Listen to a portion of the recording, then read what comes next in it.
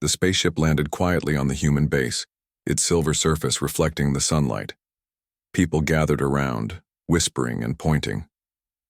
They had been told that a young alien girl would come as part of a cultural exchange program, but no one knew what she would be like. Some expected someone proud or powerful, like the stories of alien queens and warriors. Instead, when the doors opened, a small figure stepped out. She was different from what most imagined. She had soft features, eyes that looked too big for her face, and a quiet way of moving as if she wanted to disappear into the background. Her long, pale hair framed her face, falling like silk down her shoulders. She wore a simple dress, not the grand armor of alien warriors. She looked shy. The commander of the human base cleared his throat and stepped forward. "Welcome. You must be Lyra." The girl nodded slowly, her eyes lowering to the ground. She spoke in a soft voice, almost a whisper. "Yes, I am Lyra." Her accent was gentle, her words careful, as if she had practiced many times before speaking. Them. She did not meet anyone's eyes for long, but when she did, there was a spark of curiosity hidden in them. Among the humans who had gathered stood a young man named Daniel. He was not a soldier or a scientist. He worked in maintenance, fixing machines and helping where needed. He had not expected to be part of the welcoming group, but he had been carrying a toolbox when the ship landed, and curiosity had kept him there. When Lyra's gaze passed over the crowd, it stopped for a moment on Daniel. She quickly looked away, but he noticed. There was something in her eyes, nervousness, yes, but also interest. The commander gave a formal speech about peace, cooperation, and the importance of understanding each other's cultures. Lyra listened politely, nodding when expected, but her mind seemed far away. She looked at the families who had come to watch, the children holding their parents' hands, the mothers adjusting coats, the fathers lifting little ones onto their shoulders. Her eyes followed these small actions carefully, almost hungrily, as if she was trying to understand something deeper than the words around her. After the speech, the crowd began to leave. Lyra was shown to her new quarters. It was a simple room, with a bed, a desk, and a small window. She stood inside for a long time, touching the edge of the bed as if testing whether it was real. On her homeworld, she had never had her own private space. Everything there was shared, controlled, and impersonal. That evening, Daniel was called to check on the electrical system in her quarters. He knocked on the door softly. "Come in," came the small voice. He entered, carrying his toolbox. Lyra sat on the bed with her hands folded in her lap. She looked nervous, her eyes darting to him and then to the floor. "The lights were flickering," she said, her tone uncertain, as if afraid she had done something wrong. Daniel smiled. "Don't worry, it happens sometimes. I'll fix it." He began working on the panel near the wall. Lyra watched silently. Her gaze followed his hands as he connected wires and tightened screws. Finally, she gathered enough courage to ask, "You fix things?" Daniel nodded, glancing at her. "Yeah, that's my job. Machines break, I repair them." Lyra hesitated, then whispered, "On my world, only machines fix machines, not people." Daniel chuckled softly. "Well, here, we like to do things with our own hands. Makes us feel useful." Lyra tilted her head, processing his words. "Useful," she repeated quietly, almost tasting the word. When Daniel finished, he stood and wiped his hands. The lights in the room glowed steadily now. "There. You go. No more flickering." "Thank you," she said, bowing her head slightly. Her voice was soft but sincere. Daniel gave her a friendly smile. "Anytime." He started toward the door but paused when he heard her whisper again. "Wait." He turned back. Lyra was fidgeting with the fabric of her dress, her cheeks slightly pink. Why do human mothers hold their children's hands?" she asked. Daniel blinked, surprised by the question. "Because they don't want them to get lost. And because it feels nice to be close." She lowered her eyes, whispering, "On my world, There is no hand to hold. For a moment, Daniel didn't know what to say. He could see the loneliness in her posture, the way her shoulders curled as if trying to make herself smaller. He nodded, slowly. Well, maybe here you'll find one. Lyra's eyes lifted, meeting his for just a second. There was a spark there, hope mixed with curiosity. But then she quickly looked away again, too shy to hold his gaze. That night, as the base grew quiet, Lyra sat by her window, watching the stars. Her heart was heavy with questions she had never dared ask at home. She had read about humans before, arriving, studied their books and data. But no amount of reading explained what she had seen: the warmth between families, the laughter of children, the soft comfort of a mother's embrace. She whispered to herself, "I want to understand." For her, understanding was more than just knowledge. It was something she wanted to feel. And deep inside, a thought was growing, a secret wish she did not yet have the courage to share.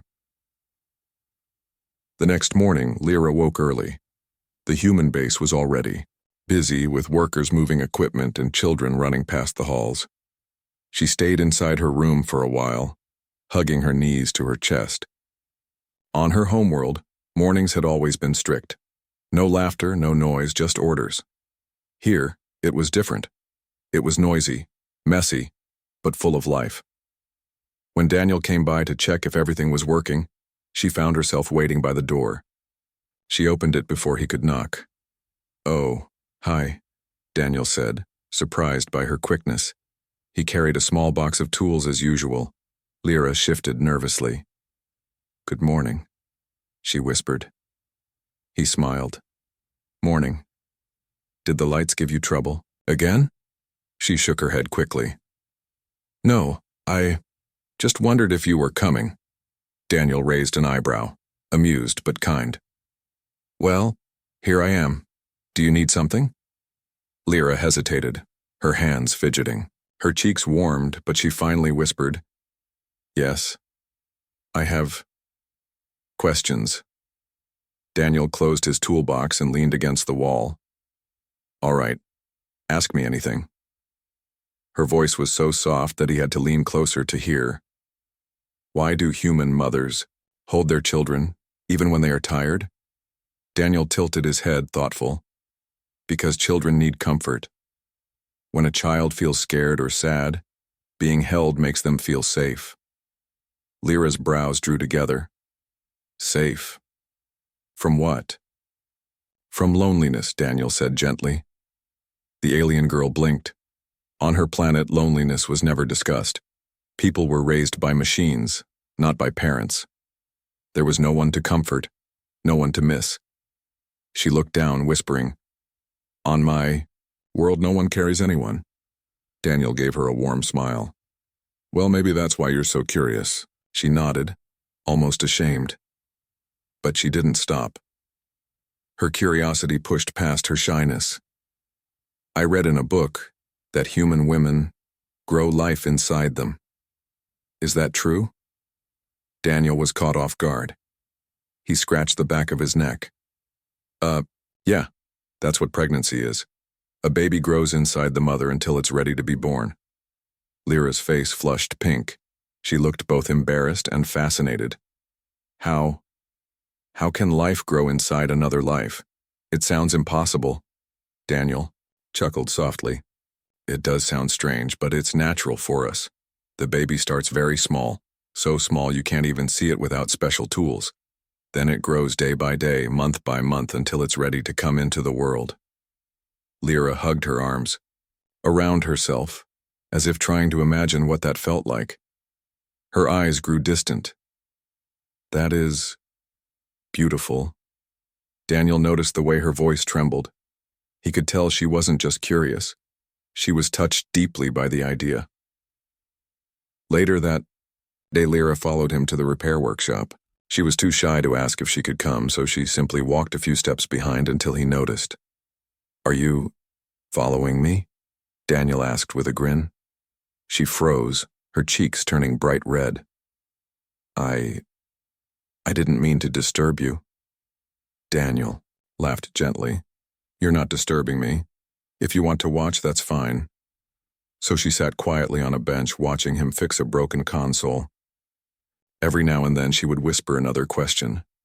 "Do babies know their mothers before they are born?" "Not really," Daniel explained, tightening a wire. "But they feel her heartbeat, hear her voice. They know her warmth." Her eyes softened. So they belong together, even before they meet. Another time she asked, "Why do fathers stay?" "The baby does not grow inside them." Daniel paused. "Because love is not just about carrying life. It's about sharing life. Fathers protect, support and love both the mother and the child." Her lips curved slightly at that answer. It was not quite a smile, but close. That evening, Lyra gathered her courage. She knocked on Daniel's door instead of waiting for him to come to hers. He opened it, surprised.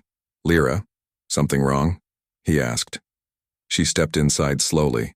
Her eyes were wide, her hands trembling. "Daniel, do humans ever regret having children?"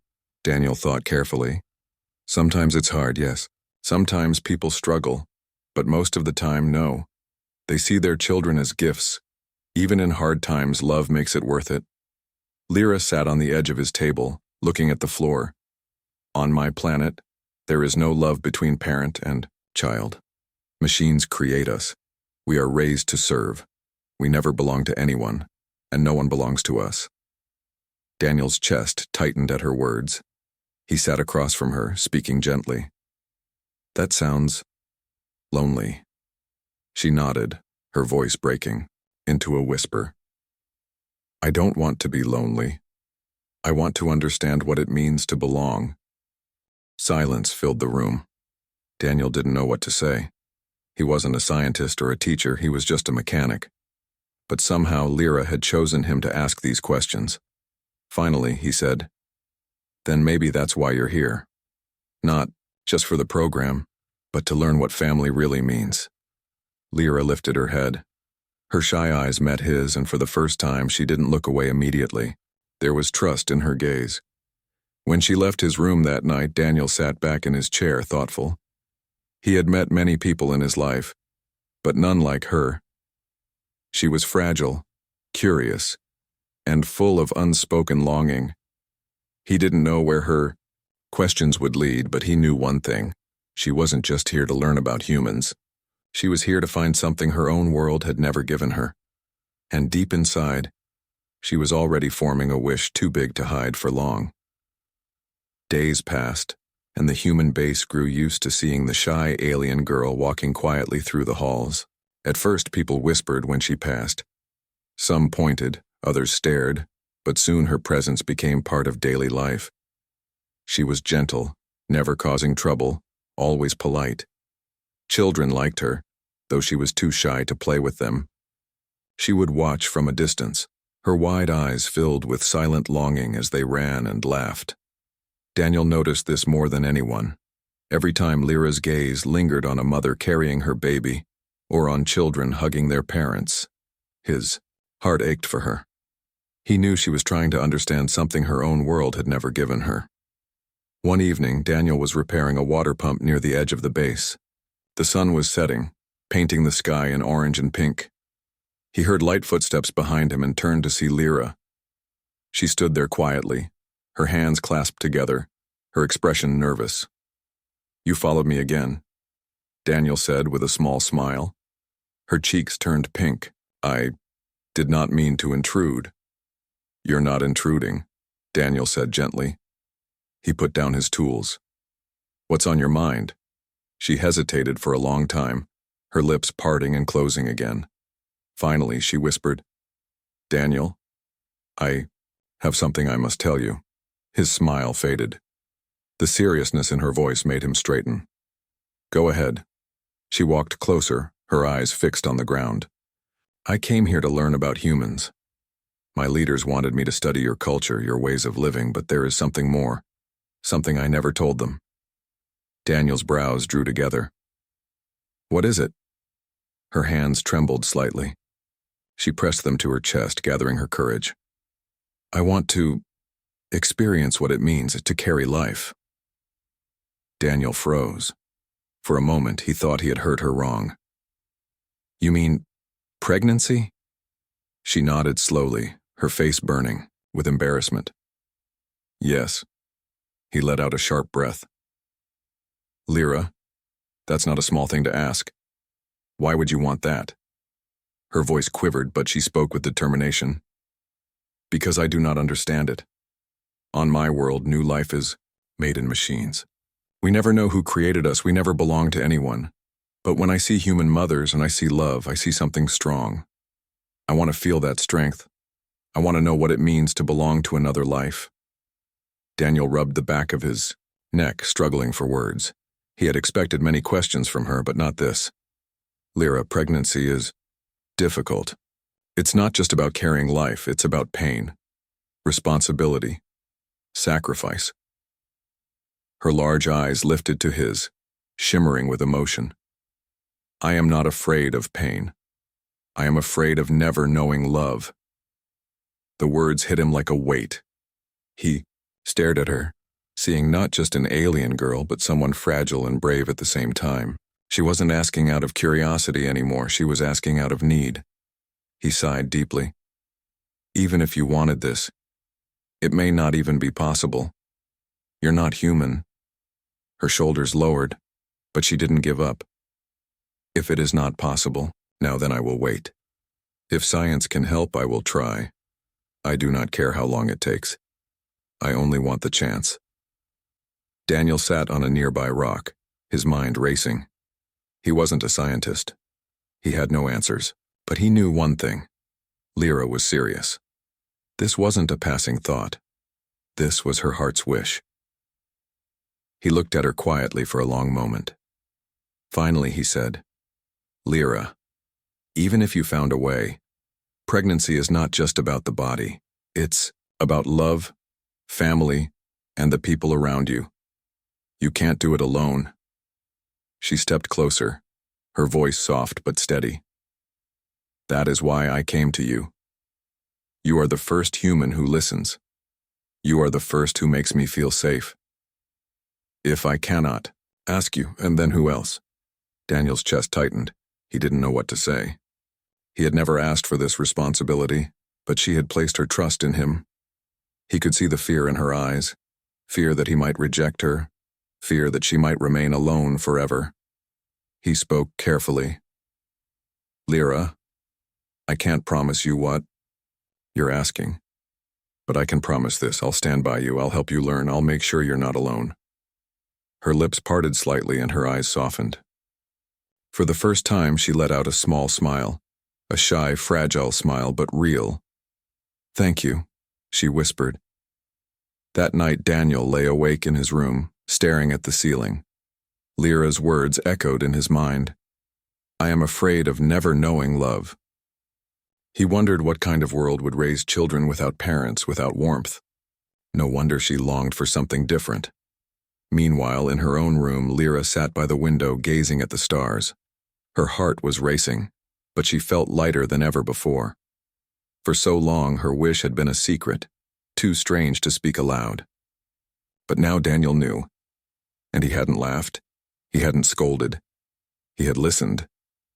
She whispered to herself, I will not give up. One day, I will know what it means, and in the quiet of the night, a new determination grew inside her. Shy as she was, Lyra had taken her first brave step. The next steps would be harder, but her heart was ready. The morning after Lyra confessed her secret wish, Daniel could tell something in her had changed. She was still shy, still soft-spoken, but now there was a new light in her eyes, determination. When she walked through the halls of the human base, she no longer only observed. She began to ask gentle questions, to others, testing her courage. People were surprised, but most answered kindly. Daniel noticed how the scientists on base had started to take interest in her too. Rumors spread about her unusual curiosity. One day, Dr. Karen Holt, a biologist, approached Daniel. I hear your alien friend has been asking questions about pregnancy, she said, pushing her glasses up her nose. Daniel hesitated. She's just curious, don't make it sound strange. Dr. Holt tilted her head, studying him. Curiosity is good. But she doesn't want just knowledge, does she? She wants experience. Daniel sighed, rubbing the back of his neck. Yeah, she told me, and honestly, I don't know what to do about it. Instead of laughing, Dr. Holt looked thoughtful. Maybe we shouldn't dismiss her. If she truly wants to understand, we can find a safe way. Not actual pregnancy, of course. Not yet, but simulations, learning models, sensory connections, enough to give her a sense of what mothers go through. Daniel's eyes widened. You can really do that? Dr. Holt smiled faintly. We've done similar things for medical training. If she's willing, we can try. Later that evening, Daniel told Lyra what the doctor had said. At first, Lyra's cheeks flushed pink and her hands fidgeted nervously. Simulations? She whispered. Daniel nodded. It wouldn't be real, but it would let you feel some of the things human mothers feel. Safely. She pressed her hands to her chest. Her voice trembled. Even that would mean so much to me. The next day, Lyra sat in the laboratory surrounded by scientists. She looked small in the large chair, her eyes darting nervously around the room. Daniel stood beside her, giving her an encouraging smile. Dr. Holt explained, this program will create gentle sensations, weight, pressure, warmth. It will not harm you. It's only meant to show what pregnancy feels like over time. Lyra nodded, her pale fingers gripping the armrest tightly. I am ready. The machine hummed to life. Sensors wrapped around her waist, chest, and back. Slowly, Lyra felt a strange warmth spreading across her body. Her eyes widened, her lips parting in surprise. It feels heavy, she whispered. Doctor? Holt smiled. That's the point. Carrying life is not light. Daniel leaned closer. You okay? She nodded quickly, though her face showed awe and disbelief. It is so real. As days turned into weeks, Lyra returned to the lab often. Each time she grew more comfortable. She would close her eyes during the sessions, her hands resting gently over her abdomen, imagining what it would be like to truly carry life inside her. Daniel noticed how these experiences began to change her. She became less shy, more open. Once he found her sitting with a group of children, letting them show her their toys. She laughed softly when a small girl handed her a doll. You look good with that, Daniel teased later. Lyra blushed, holding the doll close. It felt right. One evening after a long session, Lyra and Daniel sat outside under the stars. She leaned against the railing, looking at the night sky with quiet wonder. Daniel, she whispered. Before, I only wanted to understand pregnancy. But now, I realize what I really want is family, not just the feeling in my body, but the bond that connects people. Daniel's heart softened. That's what makes pregnancy special. It's not just biology, it's love. Lyra turned to him, her eyes shining. When I sit in the simulation, I imagine a small heartbeat inside me, and I imagine someone waiting beside me, always there, always protecting. That thought makes me feel warm. Daniel smiled gently. Sounds like you're beginning to understand. She lowered her gaze, her voice barely audible. I think what I really wanted all along was to belong. To someone. To something greater than myself. Daniel didn't answer right away. He simply stood beside her, giving her the comfort of his presence. She didn't need complicated explanations. She needed to know she wasn't alone. In the following weeks, Lyra's transformation became even clearer. The shy girl who once avoided eye contact now began to greet people with small smiles. She joined the humans during meals, listening to their stories. She asked mothers to tell her about their children, and she listened as if each word was a treasure. One day, a toddler ran toward her and stumbled, falling. Without thinking, Lyra rushed forward and lifted the child gently into her arms. Her child clung to her, and she froze for a moment, stunned by the closeness. Then slowly her arms tightened around the little one, her eyes filling with tears. Daniel, watching from a distance, knew then that she had already begun to find what she was looking for. That night, Lyra whispered to him, "When the child held me, I felt something deep, like I was not empty anymore." Daniel's chest tightened with emotion. "That's the feeling of belonging, Lyra. That's love." Her eyes softened, and she gave him the faintest smile. "Then maybe I am no longer alone." In that moment, Daniel realized that her journey wasn't only about learning pregnancy, it was about finding her place in the universe. She had come as a timid outsider, but she was slowly becoming part of something bigger, a family, even if not by blood. And though her path was still uncertain, one thing was clear: she would never face it alone. Weeks had passed since Lyra first stepped onto the human base. The shy alien girl who once hid behind her silence was no longer the same.